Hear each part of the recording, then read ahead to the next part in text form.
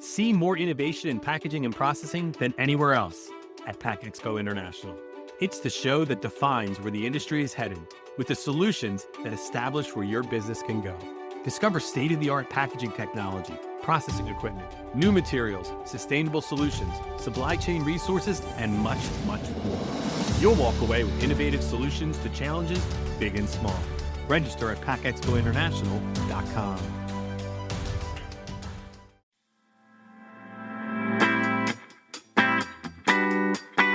You're listening to Unpacked with PMMI, where we share the latest packaging and processing industry insights, research, and innovations to help you advance your business. Hi, and welcome to Unpacked with PMMI. I'm your host, Sean Riley. Today's guest has spent her entire career redefining what's possible. Colonel Nicole Malachowski, U.S. Air Force retired, is a combat veteran and was the first woman ever selected to fly with the prestigious Thunderbirds, one of the most competitive and visible assignments in the military.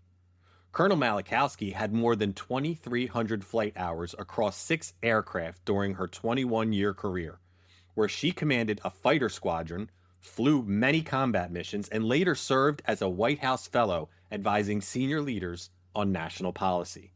She'll be taking the stage as our keynote speaker at PACK EXPO International this October, but we managed to grab her ahead of time to talk leadership, what it actually takes to build trust and adapt under pressure.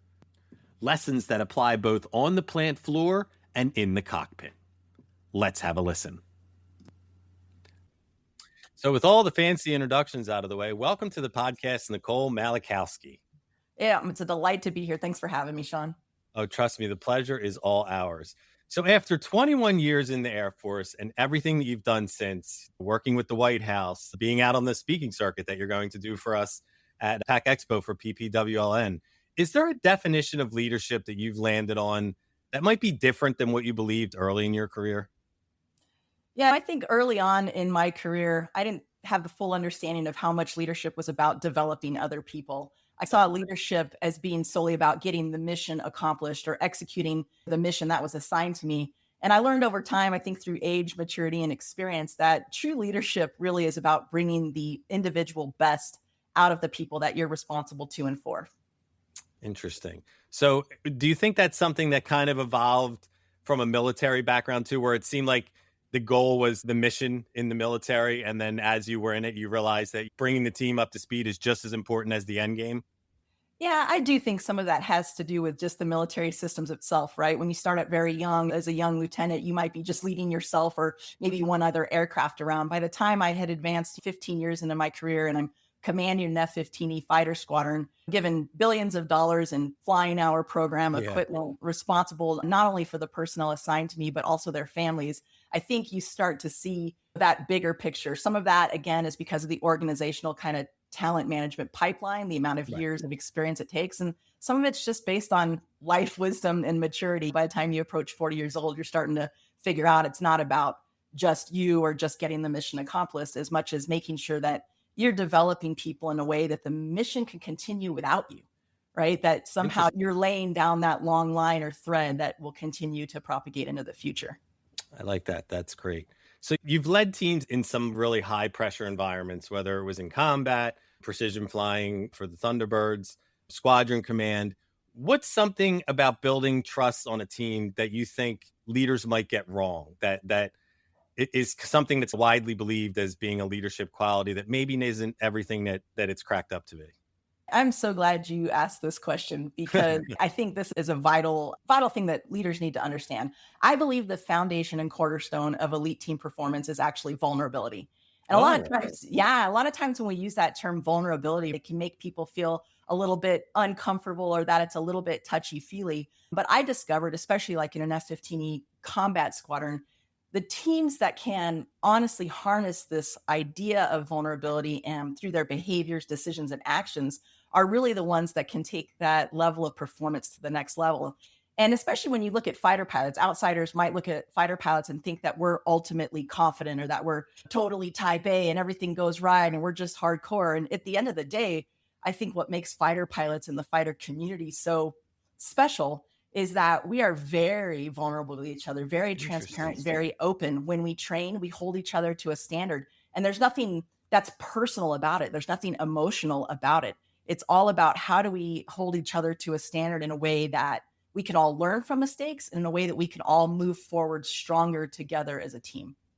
That's really interesting because unfortunately, you hear vulnerability and you think weakness. And I don't think weakness, but that's just been attached to it. And it's such an interesting thing to hear from something in such a high pressure environment. Yeah. And when you say vulnerability, right, you think weakness. I'm a failure. I'm not up to snuff. I'm not meeting the standards. I'm not as good as everybody else. When in fact, I think demonstrating vulnerability as a leader is one of the greatest gifts you can give your team. Because by demonstrating it yourself as a leader, you are enabling and empowering those who are working on your team to do that too. Don't you want them to ask for help when you need it? Yeah. Don't you want them to be very transparent and open when things don't go according to plan, when maybe there's a gap in resources, a gap in knowledge, or maybe you're falling short of whatever objectives or measurements you have? So demonstrating that vulnerability yourself as a leader is the thing that empowers the rest of your team to do the same.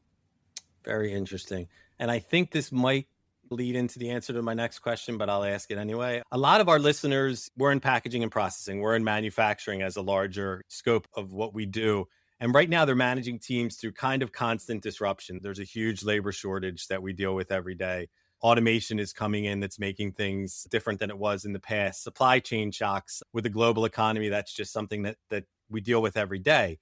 What separates leaders who adapt well to that kind of pressure from those who don't? Is it vulnerability? Is it something else? What is it that they could do best to adapt? Yeah, you're right. The pace of change is completely just faster than it's ever been. It almost feels, Yes. I think, chaotic in any environment. And I do come back to this idea of vulnerability as a leader in admitting, look, I don't necessarily have all the answers, and leading people through change by saying, here is our target goal, but it's okay if we have to adjust along the way. Maybe our priorities last year need to adjust this year. I would like your input. Where do you think we should be going? And what kind of feedback can you give me as a leader to make sure that we're meeting this goal and meeting this change? I think change makes people nervous, right? What if Yeah. we fail? What if we don't hit that target? Acknowledging as leaders that this path to success is going to be nonlinear, I think is step one. And when you show confidence and calm in making that statement, that confidence and calm is going to translate to the rest of the team. And I feel, again, not to harp on vulnerability, but as it's been a thread in the last couple of questions that we've talked about, I feel like that has to be empowering to your team to lump them in and bring them into the decision making versus just be dictating to them. Oh, absolutely. People want to know that they've got skin in the game, right? They want to know that Yeah. they're being seen for their individual strengths and their individual contributions. I talked to some leaders across corporate America, and they're like, I've got 100 people on my team or 200 people on my team. How am I supposed to tailor my care to each of them? I don't have enough time. And Right. I literally just completely, vehemently disagree with that. I always tell leaders, you make time for the things that are important to you. And when you don't make time, people realize that they're not necessarily maybe important. And I will always tell leaders, you need to put people over process always.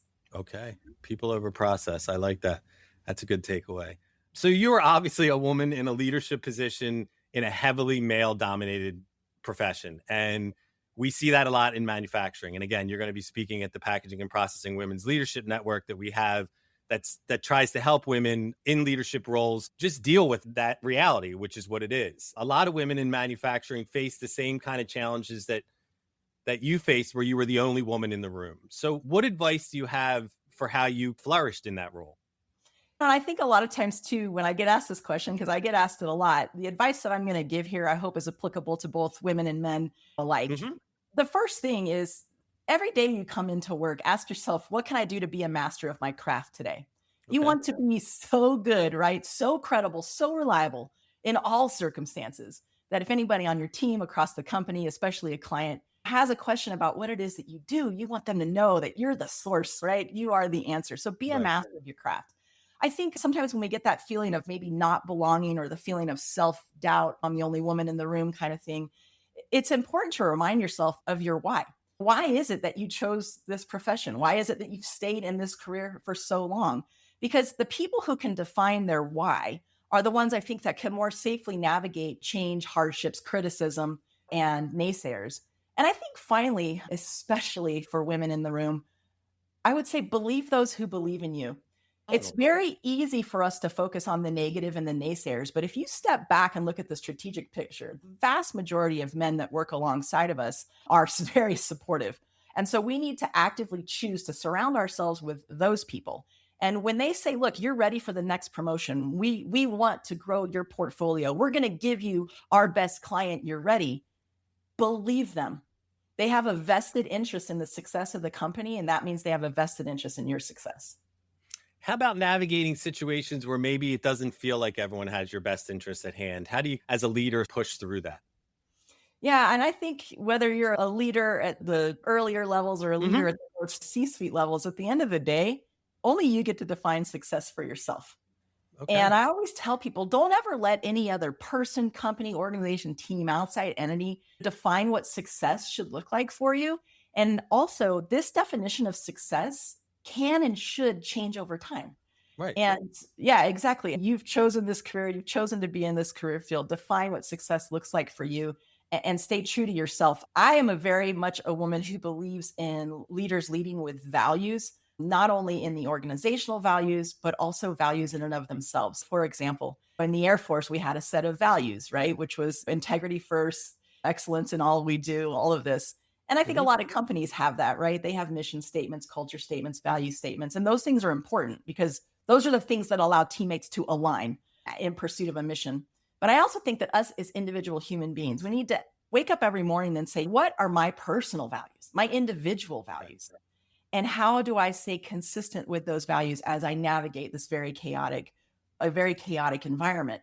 And the people who can literally define those values and hold themselves accountable to it every day, again, are the ones that navigate the turbulence and the change a lot more efficiently than other people. Beautiful. This has been great. And I just kind of had one little question I kind of wanted to tack on to the end of it. You've given tons of great advice and great takeaways that I can already think of that I'm going to use. But if you had to give one piece of advice to someone who's stepping into a leadership role for the first time, whether it's a young professional or maybe it's a more veteran professional that's being put into a different role, what would that piece of advice be? It's going to sound maybe a little bit trite, but you got to be authentic. Be authentic. Lead in your style. It's okay to learn from other people's leadership style, to take a little bits and pieces here and there, but you have to be completely authentic in the way that you are leading. Something that has fidelity, again, to who you are, because people can sense a lack of sincerity and a lack of authenticity from 10 miles away. And when people sense that, it doesn't feel real or genuine. And so I would say stick with who you authentically are. Just because someone leads a certain way doesn't mean that you have to lead that way. People will resonate with leaders who are authentic.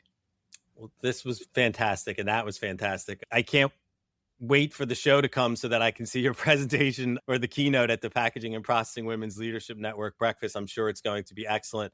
But thank you for taking a little time, Nicole, to come on here and give us a little taste of what you're going to talk about and lead us through what it's like to be a leader in today's world. Thank you for having me, Sean, and I'll see you in October.